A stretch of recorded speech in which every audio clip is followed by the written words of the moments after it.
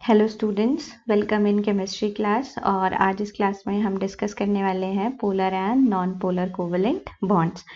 अब बच्चों, हमने कोवेलेंट बॉन्ड के बारे में पढ़ा था। क्या होता है कोवेलेंट बॉन्ड?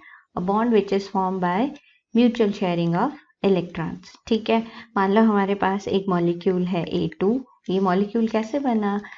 जब आपके पास A और A कंबाइन हुए बाय शेयरिंग ऑफ इलेक्ट्रॉन्स। ठीक है, अब सपोज ए जो है इसकी एक डेफिनेट इलेक्ट्रोनेगेटिविटी है, तो ये क्या करेगा? इन इलेक्ट्रॉन्स को अपनी तरफ अट्रैक्ट करने की कोशिश करेगा। और इस ए की भी एक डेफिनेट इलेक्ट्रोनेगेटिविटी है। तो इलेक्ट्रोनेगेटिविटी क्या होती है, याद है ना आपको?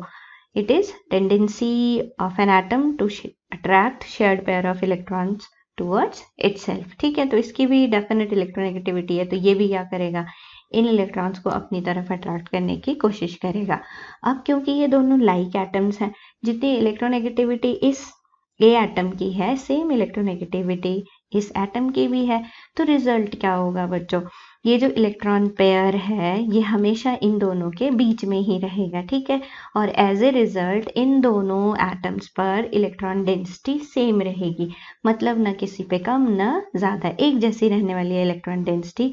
और हम ये भी समझ सकते हैं कि यहाँ पर किसी तरह के चार्ज डेवलप नहीं होंगे। ठीक है, किसी तरह के पोल्स डेवलप नहीं होंगे। तो ऐसे मॉलिक्यूल्स जहाँ पर कोई पोल्स डेवलप नहीं हो पाते, उनको जनरली हम बोलते हैं नॉन पोलर मॉलिक्यूल्स। और बॉन्ड को हम पहले तो नॉन पोलर बॉन्ड बोल देते हैं। और ऐसे मॉलिक्यूल्स जहाँ पर नॉन पोलर बॉन्ड है ना, उनको हम बोल देते हैं क्या? ये वाला फिर मॉलिक्यूल क्या हो जाएगा? ये नॉन पोलर मॉलिक्यूल हो जाएगा। ठीक है, जहां पर नॉन पोलर बॉन्ड है। अब सपोज मेरे पास क्लोरीन का एग्जांपल ले लेते हैं। अब क्लोरीन आपको पता है कैसे बना है क्लोरीन मॉलिक्यूल?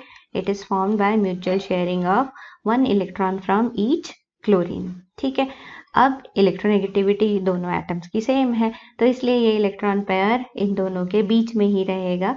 और रिजल्ट क्या होगा कि इन दोनों के बीच में इलेक्ट्रॉन डेंसिटी सेम ही रहेगी। ठीक है ना, और इसलिए कोई चार्ज इन पर डेवलप नहीं हो पाएगा। तो ये मॉलिक्यूल भी क्या हो गया? Non polar molecule. और बॉन्ड को बोल देंगे हम कैसा bond? Non polar bond, non polar molecule बन गया ये। ठीक है, तो ये तो हो गया नॉन पोलर मॉलिक्यूल। जहां पर नॉन पोलर बॉन्ड था, मॉलिक्यूल क्या बन गया? Non polar. अब मान लो बच्चों, हमारे पास जो बॉन्ड फॉर्मेशन है वो अनलाइक एटम्स के बीच में होती है। सपोज ए और बी आपस में कंबाइन कर रहे हैं और कोवेलेंट बॉन्ड बना रहे हैं, मतलब यहाँ पर म्यूचुअल शेयरिंग हो रही है इलेक्ट्रॉन्स की, 1 इलेक्ट्रॉन फ्रॉम ईच एटम। लेकिन अब यहाँ पे क्योंकि अनलाइक एटम्स हैं, तो इनमें से किसी एक की इलेक्ट्रोनेगेटिविटी ज़्यादा हो सकती है और किसी एक की कम। अब मान लो एक की इलेक्ट्रोनेगेटिविटी ज़्यादा है, तो ए क्या करेगा? इस इलेक्ट्रॉन पेयर को अपनी तरफ अट्रैक्ट कर लेगा। ठीक है, एज ए रिजल्ट अब जब इलेक्ट्रॉन पेयर ए के पास चला गया, तो ए के पास इलेक्ट्रॉन डेंसिटी क्या हो गई? ज़्यादा हो गई। ठीक है, और बी के पास कम हो गई। एज ए रिजल्ट ए पर पार्शियली नेगेटिव चार्ज डेवलप हो जाएगा और बी पर पार्शियली पॉजिटिव चार्ज डेवलप हो जाएगा। ठीक है ना बच्चों, अब चार्जेस डेवलप हो गए या पोल्स डेवलप हो गए। तो इस तरह के मॉलिक्यूल्स जिनमें इलेक्ट्रोनेगेटिविटी डिफरेंस के कारण पोल्स डेवलप हो जाते हैं ना, ऐसे मॉलिक्यूल्स को हम क्या बोलते हैं? Polar molecules. या जो बॉन्ड है उसको हम क्या बोलेंगे?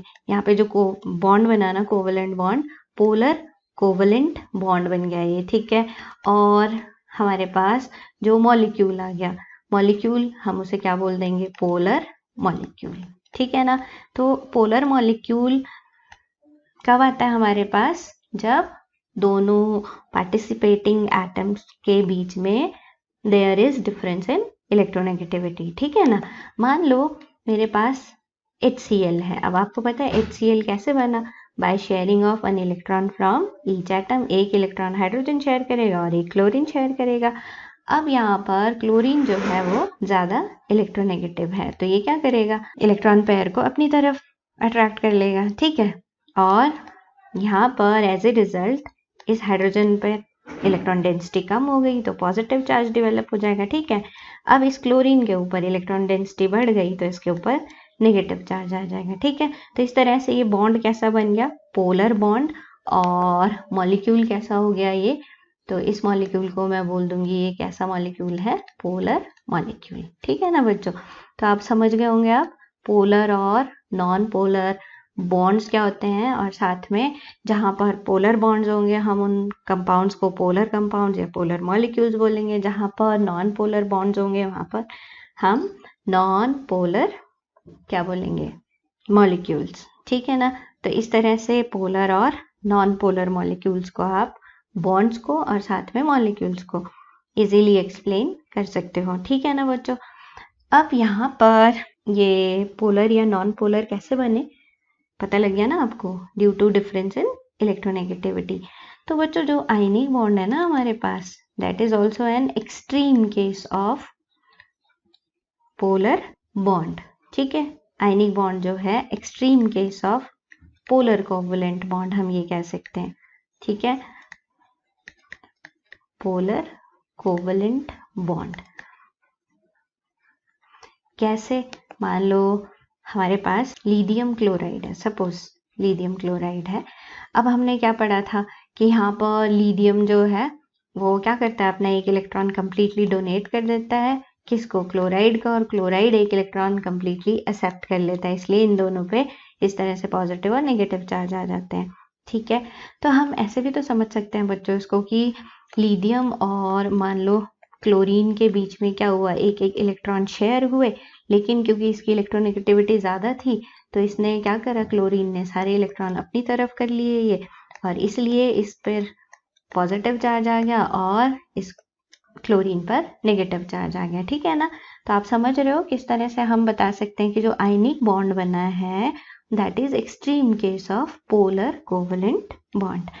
अब बच्चों ये जो पोलर मॉलिक्यूल्स बने ना, ठीक है, अब जब तो आयनिक कैरेक्टर इनके अंदर आ गया तो 100% ये क्या बन गया, आयनिक कंपाउंड बन गए, थे कोवलेंट लेकिन due to difference in electronegativity क्या बन गए, वो आयनिक बन गए। तो हम कैसे पता लगा सकते हैं कि कौन सा जो कंपाउंड है वो आयनिक होगा या कोवलेंट होगा, तो इसके लिए हम यूज करते हैं डिफरेंस इन इलेक्ट्रोनेगेटिविटी। अब कैसे, मतलब इलेक्ट्रोनेगेटिविटी डिफरेंस जो है उसके कारण आपके कंपाउंड्स क्या होंगे, कोवलेंट, आयनिक, और 50% कोवलेंट हो सकते हैं, 50% आयनिक हो सकते हैं। ठीक है, कैसे, अब आपने क्या याद रखना है, आपने फर्स्ट पॉइंट आपने याद रखना है कि if the electronegativity difference is 1.9, मान लो 1.9 आ गया क्या, डिफरेंस इन इलेक्ट्रोनेगेटिविटी। ठीक है, तो जो हमारे पास कंपाउंड होगा ना दैट इज 50% आयनिक, ठीक है, एंड 50% कोवलेंट। ठीक है, मतलब कंपाउंड को हम 50% आयनिक बोलेंगे और 50% कोवलेंट। सेकेंड हो गया कि if difference in electronegativity is greater than 1.9, अगर 1.9 से ज्यादा हो जाता है क्या, डिफरेंस इन इलेक्ट्रोनेगेटिविटी, तो क्या होगा, the compound is ionic, compound क्या बन जाता है, आयनिक बन जाता है। ठीक है, और थर्ड केस हो सकता है if difference is less than 1.9, और डिफरेंस कौन सा, डिफरेंस इन इलेक्ट्रोनेगेटिविटी। ठीक है, तो जो कंपाउंड है that will be covalent in nature. ठीक है, तो बच्चों आपने देखा किस तरह से हम डिफरेंस इन इलेक्ट्रोनेगेटिविटी को यूज कर सकते हैं to find out whether the compound is ionic और कोवलेंट, या आप ये कह सकते हो कि कोवलेंट के अंदर, कोवलेंट कंपाउंड्स के अंदर आयनिक कैरेक्टर डिवेलप हो जाता है। ठीक है ना, so that's all, thank you.